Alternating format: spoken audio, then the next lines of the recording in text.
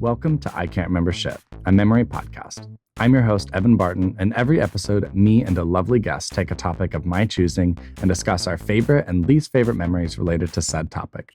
To preserve the subjectivity of memory and to challenge our own brains, my guests don't know the topic ahead of time, which often leads us both to say, I can't remember shit.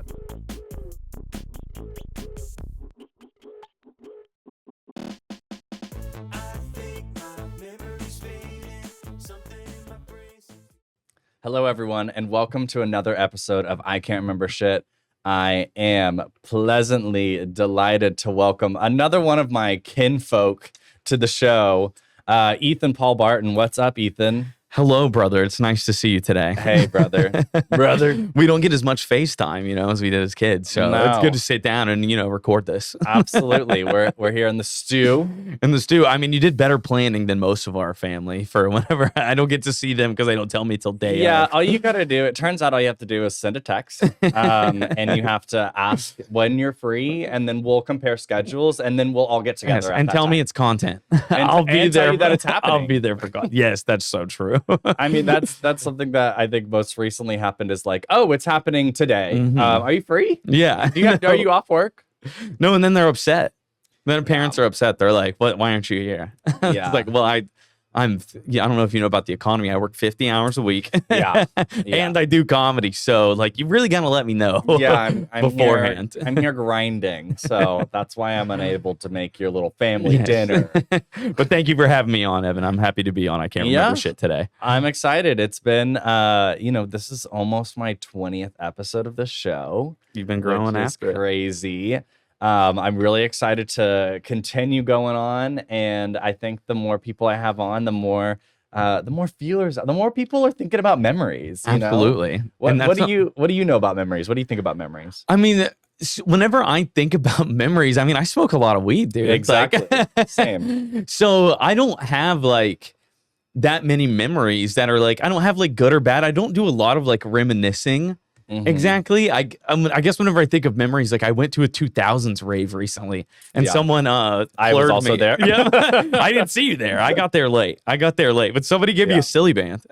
That's cute. And so I guess whenever I think of memories, I do think of nostalgia. Yeah, I think about how people relate to the thing in the past, and I'm just turned 30, and that is my generation. Which I like to think I'm the eldest member of Gen Z, but no, I'm the eldest member of Gen Z. You can't come from my crowd. 97, that's the cuttouch for you. Yes. I see 95 everywhere. I see 95 everywhere. Constantly that I'm a millennial. I hate being called a millennial. I don't want to. I don't want to associate with those people, but they raised me.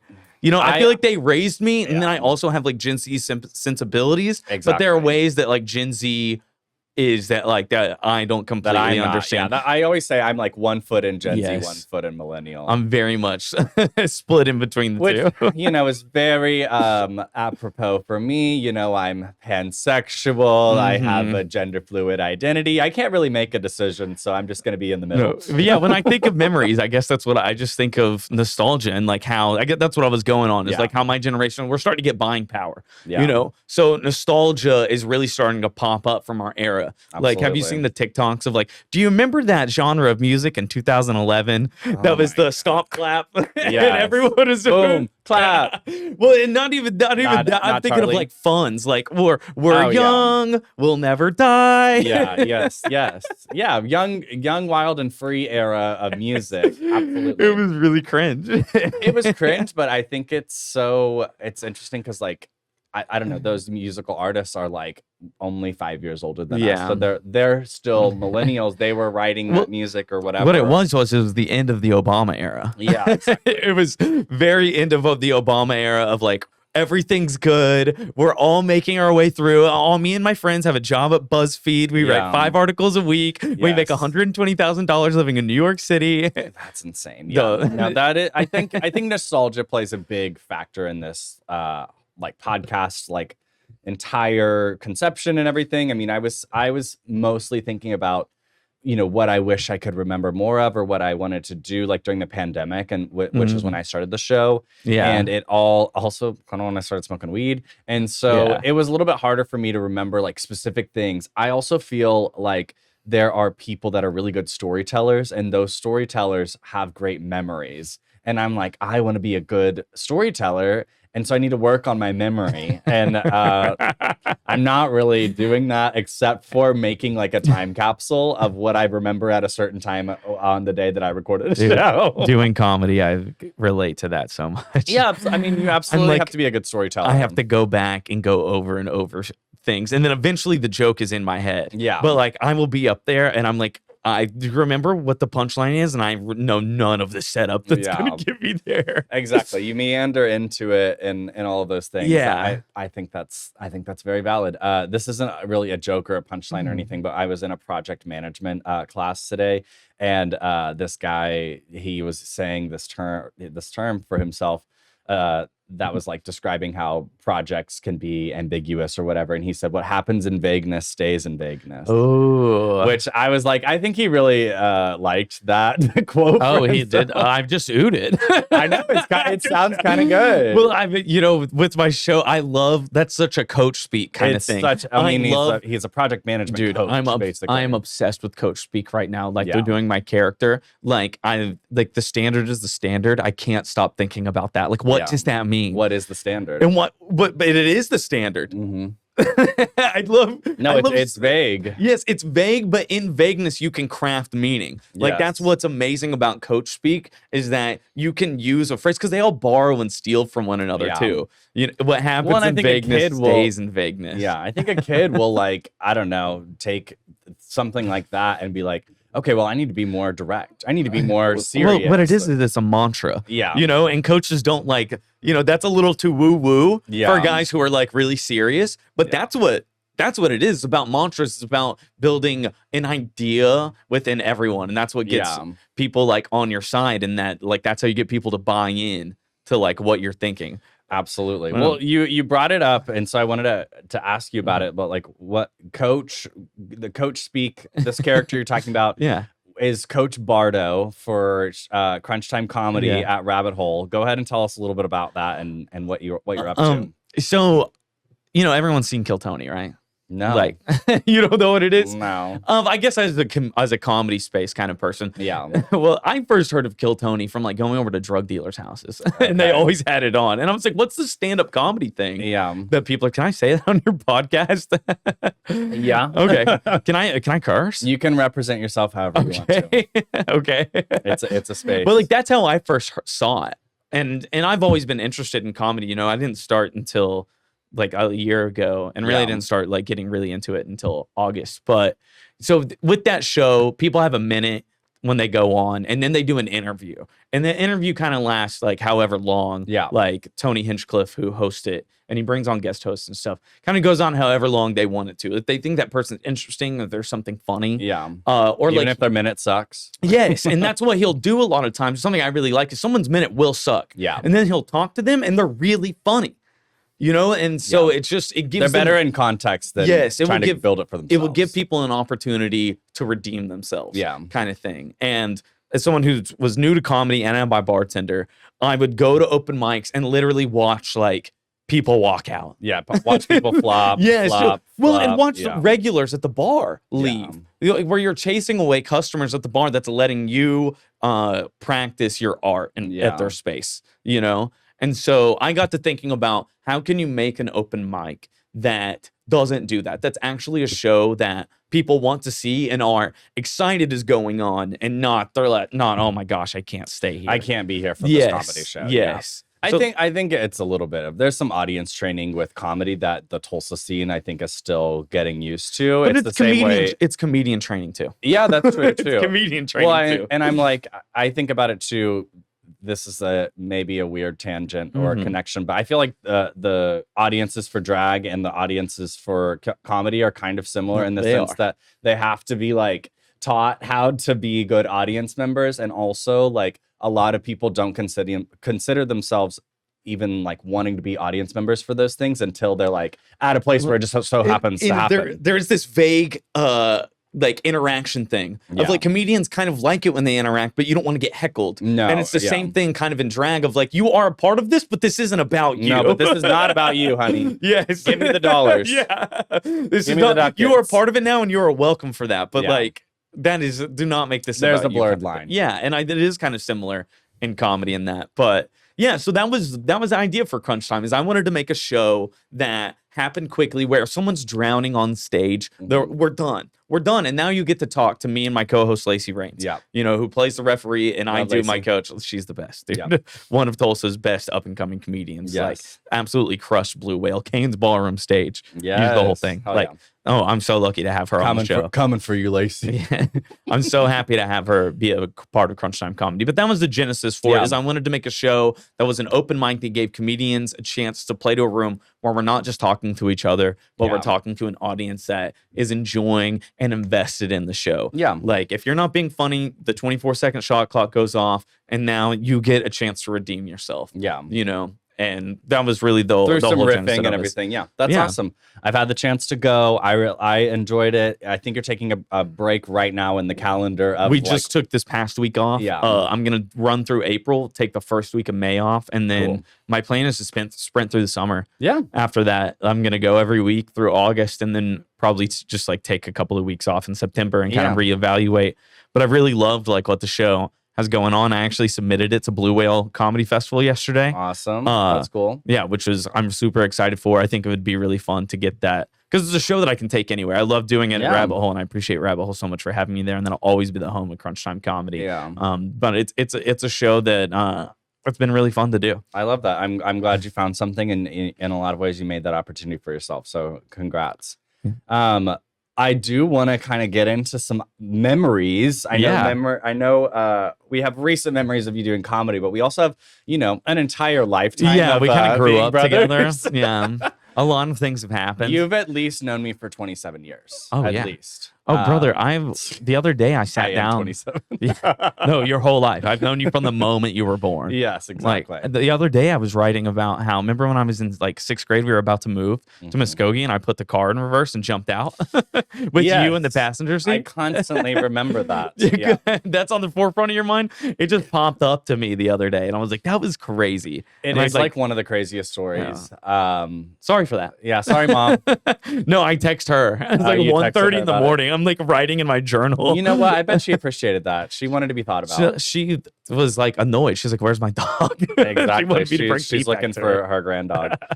Well, I know this is going to be hard for you, and I haven't really thought about the parameters for which I asked this question, but I typically with my guests love to ask what your first memory of me, of what our first memories of each other are. And for you and I mean, that literally goes back to the beginning, but maybe let's think about what's the first memory you had where you started to understand who I was? If that puts any guardrails around it, because I think I can name that for you. For me.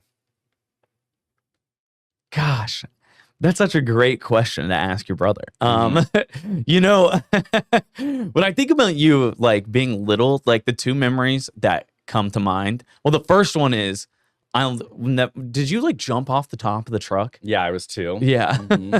That one sticks out to me because your face looked awful. Yeah, and that memory is burned into my skull. You or someone always told me that my nose looked golden on the way to the hospital or something. It did. Like that. Your whole face was gold. But plus I was 2, so I was you were a baby. The tiniest little face. Were you on the cab of the truck? From what I know happened, and I don't remember this. Love trauma, blocked it out. It didn't even hurt. 2. Come on. Exactly. When did you log on? I remember logging on. Yeah, I was 4.5. I pissed myself, and I was like, I should not be doing this. Why am I pissing myself? It's one of the first memories I have. I literally logged on there. That's so I was silly. this is embarrassing. For the jumping off the truck story, I feel what had happened was that there's the cab of the truck, and then you can get on where the passengers sit, and I think that I had gotten up there and fallen on my way down back into the cab of the truck, and then fell out of the truck. That's my understanding of what had happened. But not even were we out there alone? Probably. I feel there were other neighborhood kids or something like that doing we're just messing out there around with our in the driveway. We're just out there in the driveway. Yeah, I don't even know. And it was while we were living in Warner. I was in Warner, and then we also, there was one time you and I were pillow fighting, and I dislocated my shoulder or my elbow because you hit me really hard with the pillow. Well, you were always antagonizing me, and then I would beat me. Yes, you would antagonize me, and then I would get back at you, and then you would cry. Yeah. And he'd be like, he's bullying me. And I was like, you just poked me in the eye. And You're trying you to kick me bullied in the me. penis. You always took it too far. You were always taking a foot to my groin. Oh my God. And then you hit me like that. I can't speak for that child. Dude, except for that little child. Kids are needs to be evil. spoken Kids to. are evil. Even myself. Like, I look back on the things that like I did in high school. Yeah. You know, like I'm like, what is wrong with us? You were like the worst version of a kid at that age. But see, that's so funny that you think that is my little brother, because I was always told growing up how mature I was and like how much like, because I was like, I don't know, I read a lot and stuff. Yeah. I really I think you were considered mature until like age 14. Yeah. And then when you went to live in Muskogee, there was a shift. There was a shift that was maybe circumstantial, maybe I don't know. That's kind of what I think. But you're saying your first like memory of me being who I was when I fell off the truck, or were you going on a story to get there? Evan, I don't know if I know who you are now, you know? That's funny. You know, like, and I don't think I know who anyone is. That's not how I think about things, you know? I'm always discovering, people are always becoming themselves, you know? Like, there's not a destination that we've reached in our 20s that has then made us who we are. No, and even in your 30s and 40s, I think people like don't. you're constantly evolving and constantly changing. My thing is, I always think of like I've always known that you were smart and that you cared about people, you know, and I know that you care what people thought. Yeah. And I think that was, I always kind of wanted to, I don't know, I always wanted to protect you from that, I guess, as a young person. It's because I did not care. Yeah. I didn't. I've grown now to not care either.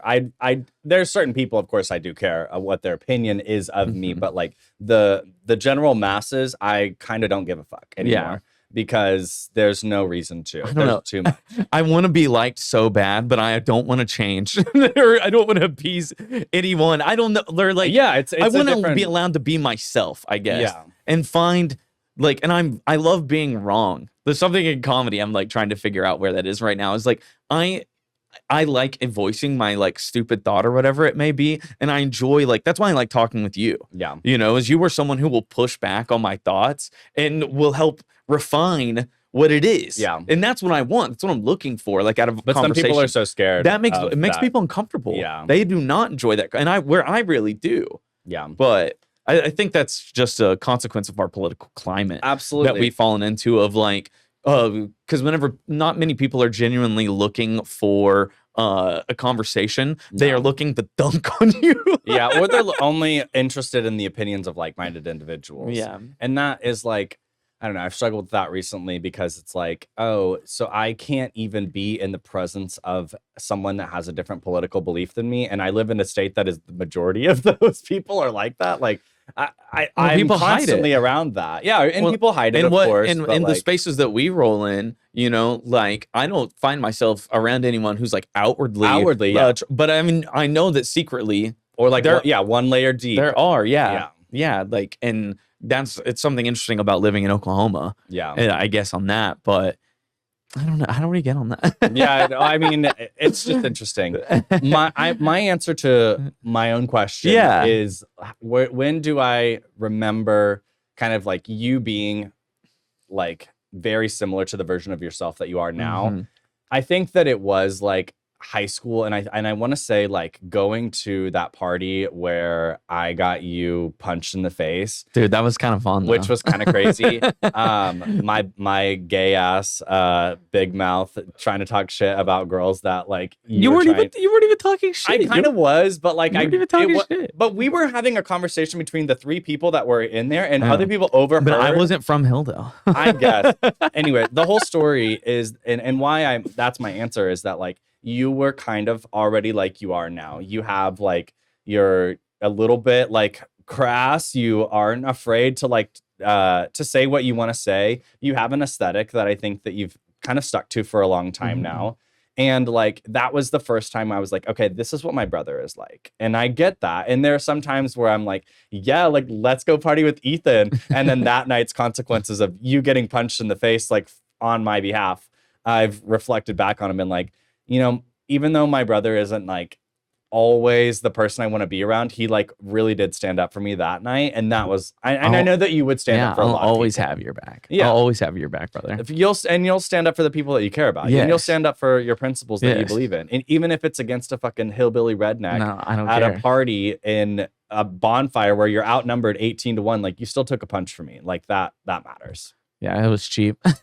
It was crazy. Basically, the whole story is that, like, I don't know. I'm not here to spill too much tea necessarily, but there was this girl that you were kind of wanting to be with, but like not really. I just knew of her. You knew of her. Yeah. And I knew of her because we had hung out at like high school football games too. Yeah. So you were And just like, oh, is that her? Is that her? Is that her whore ass? Or something? Is that what you said? I don't know. It was something that I said to you and to Demi, who I think was there too. Yeah. I don't even think you said that. I don't even know what I said. I was like, is it that slut over there or something like that? And I might have been talking to about Demi. Like we were already in that kiki like phase of like we're hanging out for that. I don't know. night. I don't know why it happened, but fuck that guy. It was Yeah. sick. I would happily stand up for you anytime. Yeah. You know, and I'll appreciate always stand up for what I think is right. Mhm. You know, and I think it's interesting what you say about my aesthetic. I've always wanted my aesthetic to like have people like confused. I Yeah. want people to be like, wait, what? Yeah, I mean, people. I enjoy that. You show up to like our Christmases like in a like left shark onesie or like a cow onesie. I think you've shown up to like a full on family dinner wearing that. and I look good in it. Too. Yeah, and you've got Yeah. like shades similar to that and all that Well, stuff. and I like wearing my earrings, and like Yeah. when I have money, I like getting my nails Get done. your nails done. You know, Oh my and God, but I love also nails. love wearing camo, Yeah. and I really like workwear. I'm Yeah. really into like utilitarian kind of stuff. Dickies. Yeah. Well, because it is extremely functional. It's Yeah. functional. I think it looks good. I think it's classic. Yeah.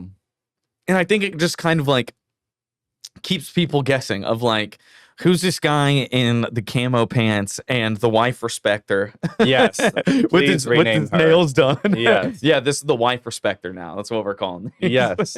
I'm here for that. I think it We're- needed a rebrand. We're flipping it, okay? Well, an aesthetic is really important to identity, and I think that some people I've heard a lot of conversations recently about like how the importance of identity and like why people feel the need to latch on to like identities or things like that. Interesting that you say that because I've been thinking about that a lot lately too. Yeah, it's something that I think some people are persecuting people for their identities and all these things, but like my identity isn't like always apparent in my aesthetic, Mhm. if that makes sense. And that's been contributing in some ways to like my gender journey is the fact that I can't always dress like the femme queen that I want to be, but also like that's because I have broad shoulders and I work out at the gym. Yeah. Like, you know, and there's But you can be I could do whoever you that. want. It's just about Exactly. you don't want to deal with the questions or what that might make someone think about you. I think sometimes you it- understand the consequences of it. yeah. For me, Which I sometimes hate to say that. Say Yeah. it that way. for me, sometimes I don't try because it doesn't match what I have, the image of myself that I have. Yeah. And that is like, I think where I've gotten to that point of like, I don't really give a fuck about what other people think about when it comes to like my expression of who I am, because I'm always going to be me. Yeah. And in fact, you actually want me to be me. Yeah. Because I don't want to be anything else than that. And No. if I try to be someone else, it just doesn't work for me.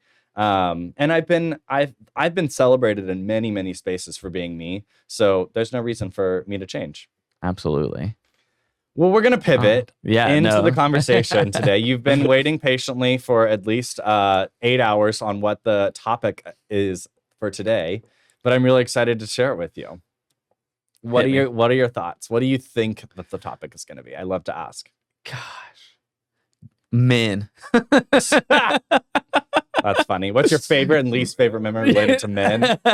And I'm going to discuss that with my brother. Yeah. We're gonna talk about we're gonna talk about the male loneliness epidemic. Please.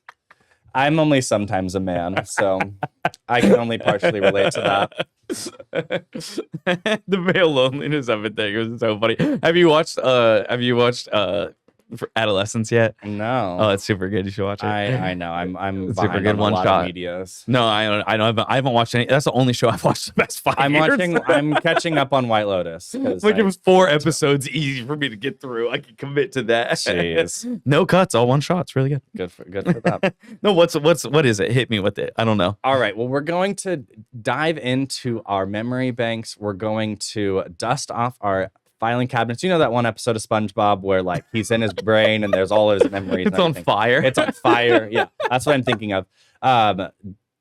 Jump into our hippocampuses and start reminiscing. So today's topic is going to be about sports. Oh, okay, perfect. I love that. I knew you were going to be all up into this. I'm putting on my seat. Yes, buckle up. Let's do it. There's something that I think has binded us together. That was your back. That was crazy. I heard that across the table. Dude, I'm excited to hear what your relationship is with sports. Well, it's more like we're going to talk about our favorite and least favorite memories related to sports. We've got, you and I have played sports our entire lives. I think it's something that is very Barton is to play sports. It's created a lot of, I think, highs and lows. For us, I think it's also crafted who we are and how we show up in different relationships. I've been thinking about it a lot recently. I just got done with the queer dodgeball league last night. We got second place, which sucks. Yeah, but I love that. I love that you say it sucks. Like it stung. Like you wanted to win. I wanted to win so bad. And the team that won was like closet Trump supporters, whatever. Anyways, we're not talking about that, but we are because it actually matters. So I wanted to pelt them with fucking dodgeballs a little bit harder. We need to get conservatives out of gay sports. I know. Well, we're talking about the wrong kind of sports here. But then I'm like, so we don't get any satisfaction from kicking the ass of conservatives in anything like that. This is what we're celebrating here. Yeah, that was the angle that I went. No, for. I love that, dude. There's next year. Next year you got them. Next year there's next league. We're gonna put them in the ground. You got to get the team together. Do a little off season. We're gonna do some training, some practice. Training. I call it training. You can dodge a wrench. You can dodge a ball. Literally. Well, let's jump into it, brother. I think that you're gonna have a lot of cool things to say. I'm excited to hear about. I'm excited to have the talk. I want to hear what you got. Yeah, absolutely. Well, you get to go first. Okay. You're gonna talk about your favorite memory relating to sports, and I'm not gonna limit you or really give you any guidelines at all here. You have got lots of sports history. You've got lots of sports knowledge. I mean, as a fan, as a player. I want you to whatever you want to talk about on a podcast. Gosh, my favorite. I think a player is a little bit more exciting because it puts you in there. Yeah. So. I mean, my favorite sports moments, my favorite memory. I mean, as a player, what I think of is there's 2 games, I guess. My senior year, just the end of my senior year playing baseball, being the pitcher. I was our number 1 pitcher, and I just threw. I had a game against Bishop Kelly that we went 10 innings. I threw 9 of them. I threw 143 pitches. Dad was about to choke out my coach because he was going to send me back out there for the 10th inning because I didn't want to come out. Yeah, I'm pretty sure I was there for that game. Yeah, Steve was pissed. Yeah, our father is currently a high school baseball coach, and kind of even when we were growing up, he wasn't always employed doing that, but he once a high school baseball coach, always a high school baseball coach. I look at it now, it's so funny, how my dad, Steve was always very avoidant with his anger. He would know that he would get fired up about something and that he shouldn't interact with anyone while he's fired up, and I do the exact same thing. Well, and it's because I don't want to get kicked out of the game. Well, I don't want to get kicked out of the house. I need 6 hours to think about how to say what I want to say in a nice way. Yeah. Because if I don't, then I'm gonna mean what I say, but it's not gonna be nice. Yeah, absolutely. You're gonna be mad when you hear it. But you're enjoying, or you remember that game because you were the star. I was feeling it. Yeah. I was feeling it. I think I gave up a run. Yeah. I gave up 1 run in that game, and I threw really, really well. And my arm about fell off the next day. I think my elbow still hurts from that. And that's why my dad is so mad. And I do appreciate him sticking up for me. But I mean, I ended up going to in the playoffs that year. We were up on Union 5-0 in a game that I started, and it was May 3rd, and it started snowing. It started snowing. It was 30 degrees out. So it snowed Oklahoma. on May, dude. It sucked, and that really messed up my arm too because I was throwing my cutter a lot that day. Yeah. And like I just remember that whole run. That whole run was crazy. I mean, like right after, so I played like I was not hitting worth a crap my senior year. Like I think I was literally. You and I batting, both suffered from that. We were always pretty good defensive players, but like hitting was just something that freaky. Was street. I mean, because it's baseball is like it's so funny. I was talking about a mantra earlier with sports. Like baseball and like sports in general are so mental and like, so superstitious. So superstitious. So sometimes you just find a zone. Like I think with baseball players or like really any like buddy who plays sports, like having someone who's like you don't want someone that's too smart. Yeah. Like as a quarterback, you want like anticipation and stuff, but you don't want someone that thinks too much. Yeah, because like, it can be their own downfall. Yeah, and like you just get into this zen, and like there was this when I got hot my senior year because I threw a party at our house during spring break. I was left alone. I was left alone at spring break and I threw a party and I got in so much trouble and was like kicked out of the house and I got so hot. I went like 4 for 5 at Sand Springs. I had like 6 RBIs and I think it was because there was so much going on. Like in my personal life, I was not thinking at the plate anymore. I was just doing it. And like that's definitely like my favorite like accomplishment, like best I felt like was the end of my senior year playing Muskogee varsity baseball. Well, like I had a really good run and I also got injured and it meant a lot to me. And that was the first time I ever played baseball and like felt like I understood the game because I had good coaches who were teaching us the actual fundamentals and gave us a way to like think about it. Like I had never conceptualized the game before I was 17 years old. And they taught me how to conceptualize the game in a way that I really, really loved and like appreciate. And that was definitely my favorite sports memory as a player. As a fan. Wait, before you go off on this, I want to add in some things because like I've watched you play baseball like your entire life because that's how it worked. For the you were most always part. there. Yeah. Where else were you going to go? Yeah. I was like, my parents we're going to Ethan's game. Ethan's got a game in this place. Come on, sour straws, get you a Powerade, maybe a pickle, dude. I mean, you were having a good time. I was having a good time. But I think I've also like at that time was like cognizant of like your own team dynamics. And at Muskogee High School for you, this was like, and the time you're talking about specifically, this was a culmination of like your entire baseball career, essentially, because you had played with a lot of these kids on competitive teams your entire life or against them. Yeah. Or they've been my best friends. Or they were your best friends. Exactly. And so for you to have like the chance to be the star and to be, I mean, when you're a pitcher, you're driving the entire game. Yeah. So the game doesn't happen the way that it happens baseball without the is pitcher. 8v8 and then you have a 1v. You have a 1v9 up there. It's me and a catcher, and we're trying to take this batter down. I have people behind me that are helping me out, and I need their help. But I mean, ultimately, it's about what you're able to do up on the bump, And I love that, and I miss that competitiveness. Yeah, a lot. Absolutely. You're player one. Yeah. And so I find that really interesting, and absolutely like playing a role in the gratification of that moment, and like. I mean, baseball is one of those things where I think specifically the thing that I didn't like about baseball, but did appreciate while I was playing was that like there were some tense ass moments in baseball that like could last one inning to one inning or like entire game. It's not timed. So because of that, like it's based on outs. And so, things can just like go on. That's what makes it so boring, but also so exciting. Yes. Like it's either 0-0, 1-0, 8-0 in one inning. Major League Baseball suffers. Go watch college baseball. It's so fun because like literally college baseball games will end 18-15 and it's swung multiple times. Absolutely. Of like somebody was down 14-1 and then they scored 10 runs in an inning. Like, and then the team goes crazy and all that stuff. I mean, it's I don't know. I feel like the stakes are a little bit less high. Will you ever watch softball? Yeah, like, I love softball. Softball, they're all the girls are in sync with one another. That's why they do the cheers. That's why everybody's on the thing and like as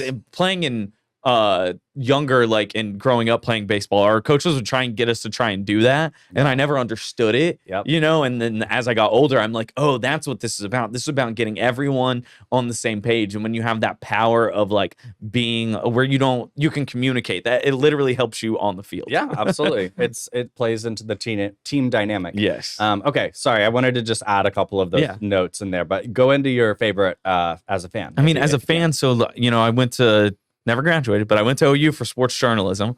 And got to participate like in filming of TV shows, and one of those, I was there for all of Baker's years, all 3 of Baker's years as a starter. Baker Mayfield, who won the Heisman. That's my man. I was there. I actually know Jalen Hurts. No, they're both really great. Like, and it was awesome to get to be there for those OU teams. But yeah, Baker came on our show that we did. It was like the student show. I can't even remember what it was called right now. I don't know either. I feel like, but it was just like on the OU TV thing. A super small time. But Baker came on, and he was awesome on the show. And my job was to hang out with the talent. yeah. So like I went. You're the handler. Yes, I was the handler. So I went and got Baker, and we like dapped him up, introduced each other, took a photo. I don't even know where that photo is because it wasn't on my phone. Oh, no. It wasn't on my. I'm sure Barry Orr still has it somewhere. Yeah. But that was a really cool time because it was like he's like my height, which I did not realize. Like he's. Well, yeah, I think a lot of quarterbacks are a little unassuming in stature. Just as a young person, like, these guys are a big deal when I was like 11, 12, people who play like college sports. So like to be of that age and to meet like a guy who's just a regular dude, just like me, that's like chasing his dream and like him just being, that was the thing is he was so regular though. Yeah. He was such a normal guy and it's so much seemed like myself. One of your contemporaries. Yeah. And like that was really, really cool and like super inspiring. And like I'll never forget like getting to meet him and just see how he was and like being a part of the whole ride at OU. Because I was also there while Buddy Hield was there and OU made the Final Four. Yeah. I watched the Final Four on acid at a bar somewhere, and we just got crushed by Villanova from the OU is almost always up there when it comes to these national championships, and I mean, depending on the sport, they are compete. We compete, and the softball team's like perennially amazing, like three national championships in a row. So good. Like Patty's the best. Yeah, like it makes it fun to be from here. It's a lot of people's senses of pride is from their I also love fans. OSU people hating on it. It creates a energy around the sport that is literally just like the Pope chokes. Yeah, rivalries are the best. But yeah, that's definitely one of my favorites. Just like as a fan, I love that time. It was cool to get to be a part of that at OU. I love that. Well, I'm gonna kind of tell you mine. I think. There's like I said, sports are really high highs and low lows. I have a couple of ones that I think have started to emerge from my memory banks. I mean, winning state and swim, I've kind of already talked about that on the pod before. As you should, King. It was one of my finest moments. I was there. Yeah, you were there. It was extremely gratifying. But I do have a memory of this is so silly. But in middle school, playing baseball at Edison.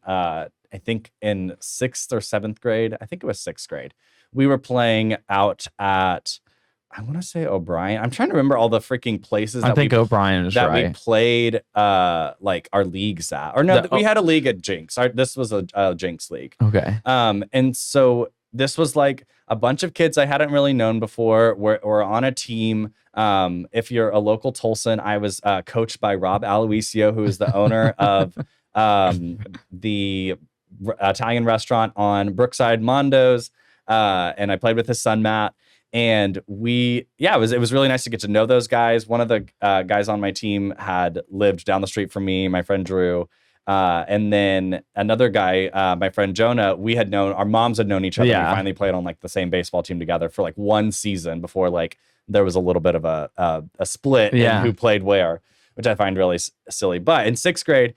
This was like the league championships for this Jinx league or whatever. And the bases were loaded and I had come up to bat and I hit an in the park home run that was a in the park home run grand slam. Yeah. Which is like kind of crazy. I think I do remember that. You might have been there. I'm not sure. But like, it was one of the craziest things that has happened because like baseball is one of those games where like the mistakes of people that are playing defense can compound into like this huge, like, turning of the tides or whatever. And so especially in youth baseball, and I was like 2 outs or something like that. Like, I don't know. I essentially like hit in all of the winning runs into this like moment. And so we got like the banner and we all got trophies and there's like this picture. I remember the photo. I remember the photo. Yeah. And so I feel like that one's a fun one as a player because like for a really long time, like had so many confidence issues in baseball. I was always told that I was good. I was always told that I had some real natural talent. But there were some times that I felt like I never lived up to it. Because like the year after that, or I think 2 years after that, I started playing AAA Major League Baseball or whatever, or AAA baseball and not Major League Baseball, but like competitive baseball with the Blackhawks. Yeah. Not the Blackhawks, the Blackhawks, which I find really silly that was our name. But yeah, I was a big fish in 6th grade. And then I was like a kid that barely got swapped into left or right field and was sometimes in the batting order. And that was like that was a little demoralizing after playing baseball my entire life. But I really loved that high moment where I was like the middle school baseball, like, you were MVP the hero. hero. You were the hero of the game. Dude. Exactly. They wouldn't have done it without me. No, they wouldn't have. And that's pretty fun. I think about that. I don't think about it a lot, but that is like one of my positive baseball memories. No, that's a great memory. I remember that. Yeah. And no, you should have just like stayed the big fish. You should have just stayed like killing it at that level. Easier said than done. I think, like you said, baseball is extremely mental. And the year after that is when I developed my anxiety disorder, like from baseball. I got the yips. And the yips are so real. Not being able to throw a baseball after having grown up playing baseball and throwing a baseball your entire life was like, so, okay, what the fuck's wrong with me? And I think it's one of those things I've definitely worked on and I worked through, and I played baseball for a lot longer after that started to happen. But I could tell while playing baseball, like, oh, I'm having a panic attack, and oh, I can't throw a ball anymore. Oh, I have to like now go tell my coach that I don't know why I can't throw a baseball anymore. And he's going to be like, you can't throw a ball, son? Or, these are some of the most like masculine men, and they weren't going to understand. I think the yips are what like led to me like meditating like my freshman year of college. It's a really good practice. I didn't get like, dude, I need to learn to relax. Yeah. I didn't get the... And then I discovered marijuana. Oh my gosh. There's no way I could have played baseball and smoked at the same time. Oh man, I figured that out like my second semester of junior college. Yeah. Like because my friends from Puerto Rico and my kids from New York, we became close and we would smoke before practice, and like literally all my anxiety like went away. Like interesting. It was crazy. And then I talked to the kids who are like, yeah, I'm on Adderall. My God. I'm like, I could tell. Yeah, they're buzzing. They were buzzing. That's really silly. I think as a fan, I'm trying to remember some of these ones because I think as a fan of sports, my exciting memories are a little bit less fleeting because I don't necessarily know if I like watching sports. Yeah. I way more enjoy playing them. I'm really racking my brain here. You don't have to be a fan like that, I mean, I think what's fun about like, I don't know, maybe a Super Bowl memory is something that comes to mind because those are that's fun. What I'm trying to think of is like what's an experience that you had like around the game that you were like, that was fun. Yeah, I mean, we've hosted Super Bowl parties at my house for the past like 2 years, and regardless of the game and whatever happens, we don't give a shit. We're just all, what it's about. It's about we're getting just together. all there, partying, and we've made food and we've brought people together, and it's because there's something on TV that, and it brought people together. Like that is what we kind of have to do in some ways. Well, we have to make memories. We don't get together like we used to. Absolutely. So like we're always. We're always on our. We're kind of always on our phones. We get together on this. Have you heard of this term, phubbing? No. I think that's what it's called. It's like when you get snubbed. But you're on your phone. Like, have you ever hung out with someone and they like aren't talking to you? Yeah. That they're phubbing you? Yeah, that's called like getting snubbed for the phone.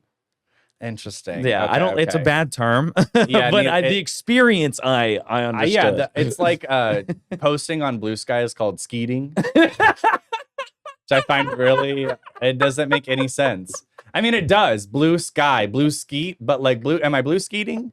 I don't want to. It's everyone trying to take Twitter terminology. It's really silly. But you need to get on Blue Sky. Blue Sky. I'm on Blue Sky. I'm on Blue Sky, but don't follow me. Dude, I'm on Blue Sky today. Don't follow me and don't look at who I'm following. The Memphis Grizzlies fired their coach today, and I was like, well, I got to get on Blue Sky. Yeah. And go see what's going on. Because I deleted my X account Good for you. A year ago. Good for you. Permanently? I deleted it. I deleted it. I haven't ripped the Band-Aid off because I want to keep my data, but Well, I mean, I was not doing any good work. Oh no, I'm a lurker. Twitter.com. I'm a lurker, even on Bluesky. Nothing I was posting was worth anything. Yeah. It was truly embarrassing. I'm so glad it's gone. Yeah, absolutely. Well, let's pivot into our what else you least got? favorite memories. So if you go into your hippocampus and you take a left, you fall into the memory dumps. And so these are like the things that you don't want to remember, but you know they happened and they're related to the topic. See, I never choose negativity in my life, brother. I don't know what that's like. No, I've never dwelled on a bad memory. You have some least favorite memories. Anything that's, I mean, most of the things that have bad happened to me, fucking crumpled that up, threw it away. Yeah. You know, don't need that one. Well, they're still in there, and I'm here to bring them out. We're getting them out of the bin and uncrumpling them. Absolutely. So you get to indulge me first, and then I will share. Okay, mine. so like as a player, like a least favorite memory that I have. I mean, I just think of like whenever I would bleed. That's what I'm thinking of. I'm thinking of in practice my junior year, freaking Talon Watson came up on me, cleats up as I'm at third base trying to tag him, and his cleat got into my knee and just like dug out this huge chunk I remember out of my knee. You have a scar from that. Yeah, I do. And I had to go over to JB's house because I was like, bro, I can't. I can't wrap this up on my own. I need somebody else to do it. I need my big bear JB. Yeah. I was just trying to, it was really just an excuse to hang out with my buddy. I know, exactly. it's like when I'm at the gym and I don't know what spotting is. Yeah. I'm like, hey, bro, do you want to like look over me and take care of me right now? Mm-hmm. Do you want to make me feel safe? Can you make me feel safe real quick, bro? I love a spot. I love a spot. Hey, bro, do you want to stand over me and like make sure that I'm like really safe and my head's just like, And just, you know, like- we're just looking at each other in each other's eyes. And like, can you wear like your shortest shorts? No, can you take your shirt off? I don't want you to like. That's so silly. I got speaking of spots, I got spotted by a Do you ask convicted randos? felon. No. Are you like, hey, bro, spot No, me? randos ask me. Randos ask you, they're Yes. hitting on you. Well, I wanted that to happen. And then my friend Kevin was like, oh, that man's been convicted. I'm like, what? Since when can't you sleep with convicted felons? I know, but then it's not contagious. Well, I was like, but what's the charge? Yeah. And he was like, That's oh, stalking. And I was like, oh, okay, yeah, no. But then I was like, why is he watching Law and Order SVU on the elliptical? I'm like really invested in this man. I'm so sorry. My gym crushes are a fully developed storyline. Do you also enjoy chasing people that aren't good for you? No. See, I enjoy doing it in my head. It's like I don't want to do it in real life, but I really love having starting crushes. to run out of time. Having crushes that I'm not going to do anything about is like one of my favorite things. All right, let's go kind of into your least favorite memory as a fan, if you can think of one, because I think that might be what I have the most of. That's what I have the most of for sure. I mean, dude, this past year as a Bills fan, I'm a Buffalo Bills fan. I love Josh Allen. Here in Tulsa, we have the Bills backers. We all watch the game at Lot 6 on Sundays. I went to like 8 of those this year. And like, we're all super close. And like, being a Bills fan is like, it's the closest thing I have to religion in my life. Mm-hmm. It's on Sundays. It's on Sundays, and I get together with people, and we feed each other, and we live and die with every play. Yeah. Like I enjoy watching a game. It's the only thing I like better than watching a game alone. Yeah. Like I hate watching a game, like especially a Bills game, like with people who don't care. Yeah. Because then I look like a psycho, screaming at the TV, like run the ball, give it to James Cook. What are we doing? Why are we sending Josh into the line 2 times in a row? Yeah. Like, but there, everybody else, like they appreciate it. Yeah. They're like, oh my gosh, he's saying what I'm thinking. You're not the only hype. Yeah, I'm not the only person who's a psycho, you know? And so, like, while it's like, that's like the peak, that's how fandom is, though. You know, that peak that, like, we're all building up. Like, we beat the Ravens this year because Mark Andrews dropped the ball. Thank you, Mark Andrews.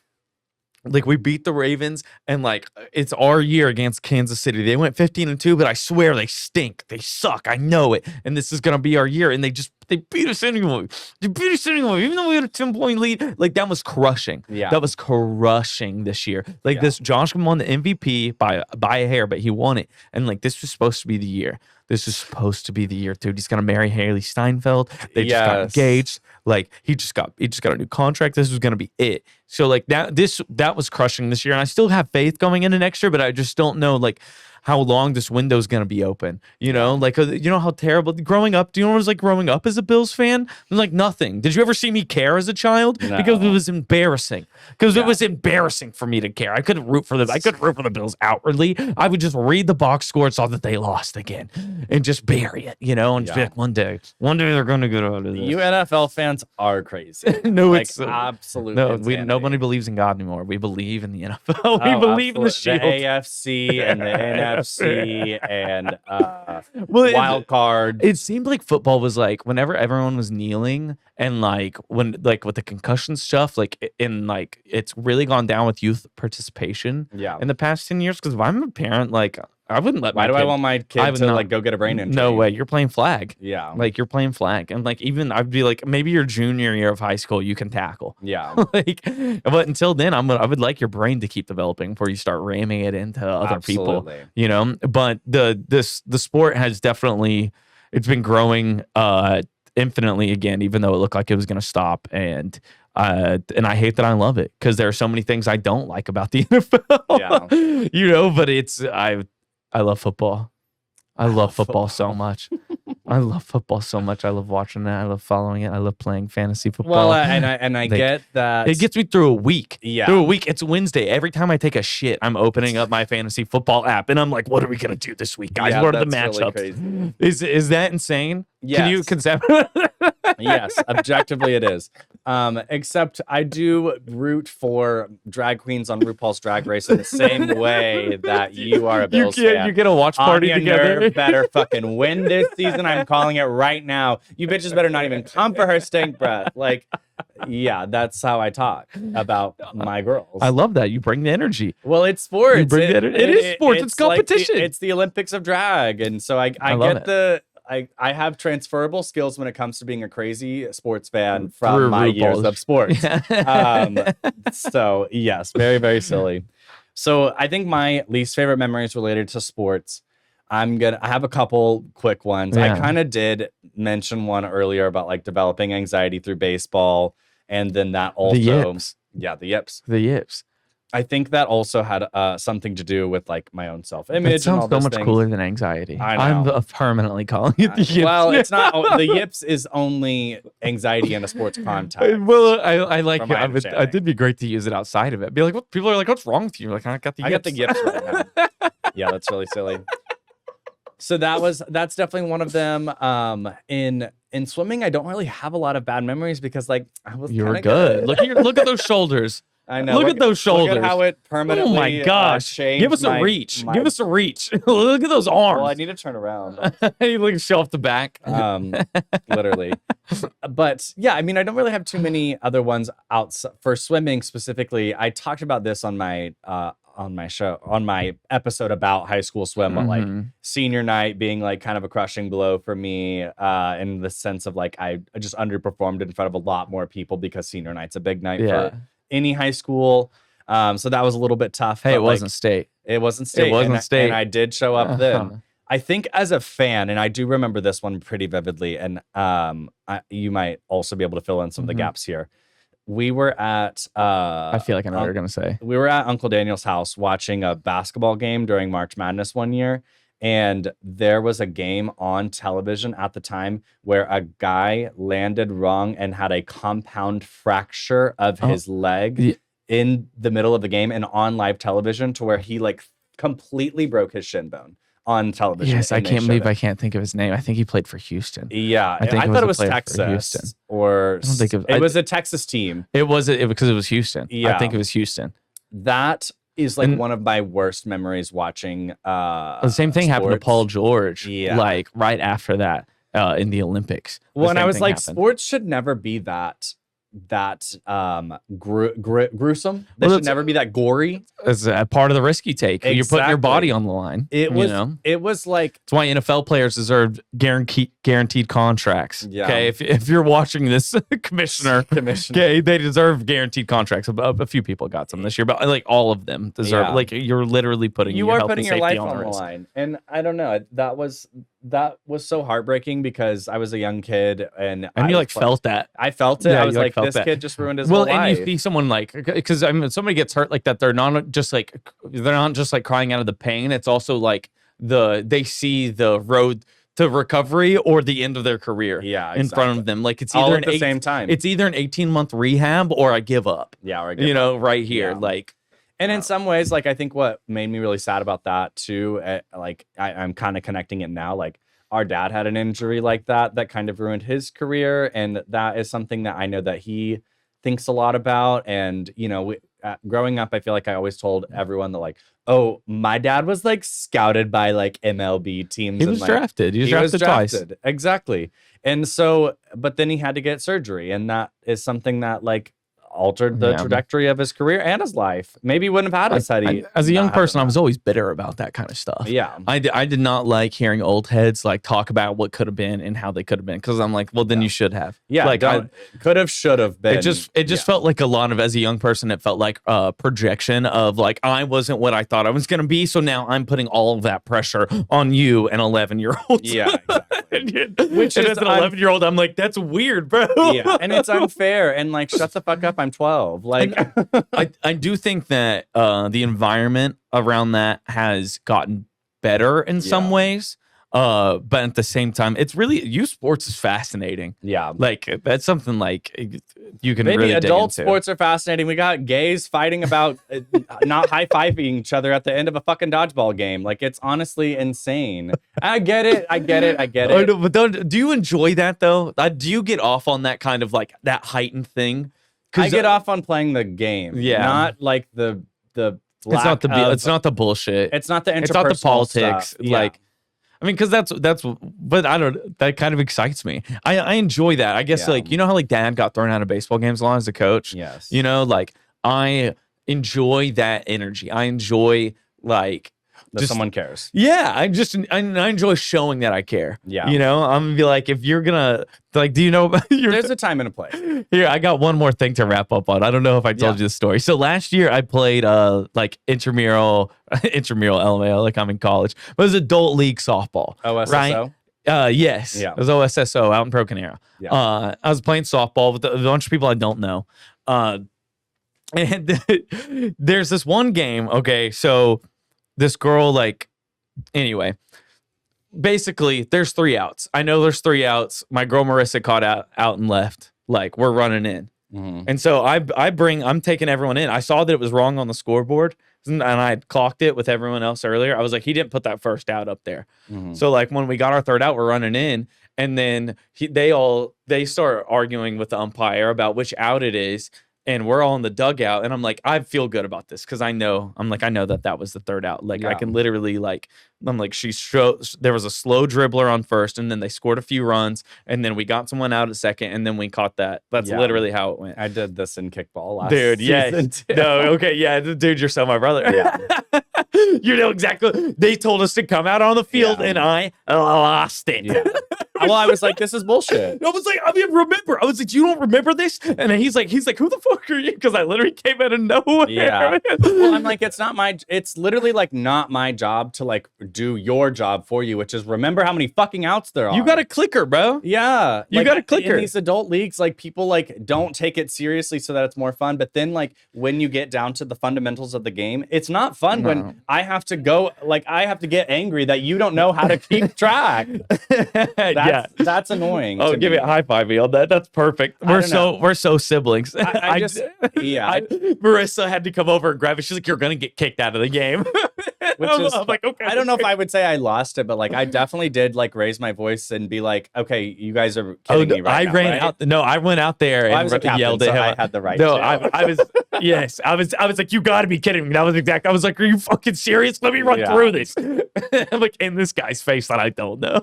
Well, I mean, at that point you knew him because you knew you're playing against him. But, but then it's one of those things. Like I'm kind of embarrassed for a moment, and then I'm like, I was justified. Well, I'm like, my team cares. There are people behind me that are like, yeah, we should. They know it's 3 outs too. Yeah. They just didn't want to be the one to say anything. Exactly. So we're leaders. And I'm happy to say something. So we're leaders. That's called leadership. Silly. All right, Ethan, let's wrap up here. I have one final question for Hit me you. with it. What do you want to make more memories of going forward? Oh man, what do I want to make more memories of? Gosh, that's a great question. I got good ones I here. want the Bills to win a Super Bowl. That's a memory I would like to have. You'd like to make the memory I of just need one. I need Bills Super one. Okay. I want the Bills to win a Super Bowl, and I want to kiss a woman just like passionately with excitement that like we have won the Super Bowl. I want that memory more than anything. Okay. That's why I haven't killed myself yet. It's because the Bills so have not won a Super Bowl. So once they do, you're out. Once they do, then I'm allowed to consider it. That is so silly. I want that memory, and I guess I just want to feel good. Yeah. You know, like I want to keep feeling good, and like getting older. Like I said, I just turned 30, and like I've just been thinking a lot about like what the next 30 years are going to be and what I want that to be. And I want to make memories with people I love, and I want to feel good about my immediate community, you know, because I can get all my life I've been getting lost in the noise of the world, and like I want to make a world a better place, but I feel so powerless, and so I want to try and take the power back and make the things immediately around me control what I can control and have the best life that I can. I love that. You know, one way to practice that is to actually yield when you're merging onto the highway. I think about that as a really good example of like taking your power back and like controlling your environment around you is because like people will stop for you, but they also will run your ass over. It's very similar to the world. But if you yield, like the sign tells you to, you're controlling your own destiny. I like that. You know, I employ that a lot as a driver. Like I will be aggressive, but if I like need to necessarily. Yeah. You know, I'm someone who always lets someone in. Yeah. Like right now we got that bottleneck on the highway when you're coming downtown. Yes. Like on that bottleneck, like it frustrates me so much because everyone like won't let each other in. Is it the 12th Street exit? On Detroit? No, I'm thinking of. We can't go down the highway. I know, right? This is an episode of the Californians here at the end. You take the 405 to the 1 to 412, 75. There's that bottleneck, and there's a zipper merge, and it does it from both sides. And when we all do it correctly, like there's no stopping. Yeah. And I made it happen the other day. I swear, I made it happen. I was showing the people around me how we can all do this and get there together without stopping. I swear. Yeah. And we did it, and it was like, oh, it was so seamless, and it felt so good. And beautiful. Those are the kind of memories I'm trying to continue making. Exactly. I love that. Well, Ethan, thank you so much for being on this episode. Dude, I had a great time. I want to do it again sometime. I know. We'll have to figure out a way. Go ahead and plug yourself. Anything that the people need to know about you? Please go follow my comedy page. It's Barton Comedy on Instagram. Okay, that's BartonComedy. Barton Comedy. You can keep up with my show, Crunch Time Comedy, that happens at 8 p.m. at Rabbit Hole downtown here in good old Tulsa, America. Okay, you can come and see me there with my guest host, Lacey Rains, who we snapped up earlier because she's a freaking queen. She just celebrated 3 years. She's incredible. She's on the show with me as my referee. Those are the two things that I have to plug, and those are the two things that I'm working on right now. Just trying to grow my comedy career or whatever. I don't know. I hate to say comedy career. I mean, it's a hobby, you know. I'm gonna do it because I like doing it. You're not looking for Lacey's joke is that I'm not looking for a blow job. I'm looking for a blow career. Yeah, I'm not looking. I'm just looking to have fun. You know, I'm going to create something, and that's something I really like about comedy is that it happens live. Yeah. You know, like there's all this pressure to create something that's going to last on the internet or that's going to be a video and go viral. Yeah. Yes, and I what I love about comedy is it happens right there with the people in the room, and it's going to be different every time. Yeah, and you might miss it. Yeah, and sorry. Yeah, so come out and come out and come see a show. Come sign up if you've never done comedy before. My mic is a great one to do it for the first time because if you're drowning, that 24-second laugh clock is going to go off, and then you get to have a conversation with me and Lacey Rains. Yeah, you know. You might catch me also flexing some comedy chops. I really want to do it. You should. You should. We should get our little sister on it. Oh, I know. Her perspective is so funny. Yeah, she'd crack me She's up. such a hater. If she needs to make it comedy, she's too good at it. I know. All right, Ethan, thank you so much for being on this episode. Thank you for having me. Listeners, thank you so much for listening and watching this episode of I Can't Remember Shit.